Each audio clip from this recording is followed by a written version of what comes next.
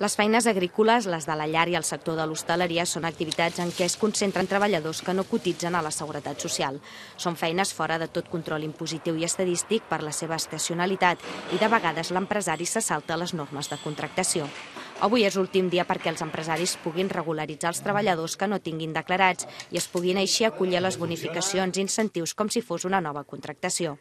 Aquesta és l'última oportunitat perquè a partir de demà les sancions seran més severes. Qualsevol empresa que pagui en negre algun dels seus treballadors s'exposa a una multa mínima de 3.126 euros, 5 vegades superior a l'actual de 625. La màxima pot arribar als 10.000 euros, molt per sobre dels 6.250 que hi havia fins ara.